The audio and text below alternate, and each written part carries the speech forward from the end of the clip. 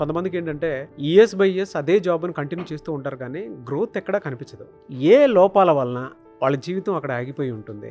దాన్ని ఓవర్కమ్ చేయాలి అని అంటే ఎలా? నారాజు, ఒక పొలం పండించాలంటే రైతు విత్తనాలు చల్లి 3 నెలల తర్వాత వచ్చి పంట కోతకు వస్తాడు. కట్ చేస్తే మధ్యలో ఏం జరుగుతుంది? ఆ భూమికి కావాల్సినటువంటి ఎరువులు వేయటము, కొంత సాగు చేసుకోవటము, మళ్ళీ వాటర్ వేసుకోవటము. సో ఏదో నేల ఉంది కాబట్టి అది నీకు పంట ఇస్తుంది కాబట్టి 3 నెలలు సెలవు పెట్టి రైతు వెళ్ళడానికి లేదు. ప్రతి రాత్రి కూడా దాన్ని కాచుకొని కూర్చొని ఉంటాడు.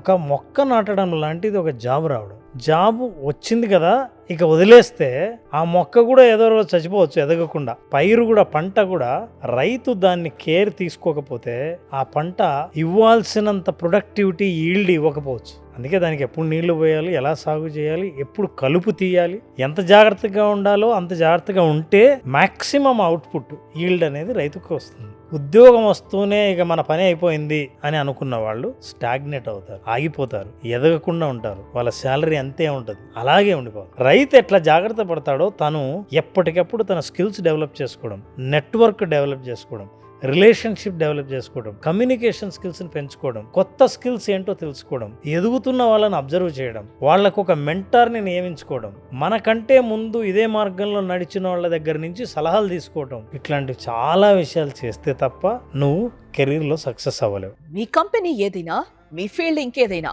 మీ సాలరీని డబుల్ చేసుకోవాలనుందా? లక్షల మందిని ట్రైన్ చేసి వారి లైఫ్స్ ని మార్చేసిన మిస్టర్ రామ్ జలదుర్గం గారు 2x your salary online course ని స్టార్ట్ చేస్తున్నారు. 21 రోజుల ఛాలెంజ్ కోర్సులో జాయిన్ అవ్వండి. మీ స్కిల్ ని డబుల్ చేసుకోండి, మీ సాలరీని డబుల్ చేసుకోండి, మీ లైఫ్ లో హ్యాపీనెస్ ని కూడా డబుల్ చేసుకోండి.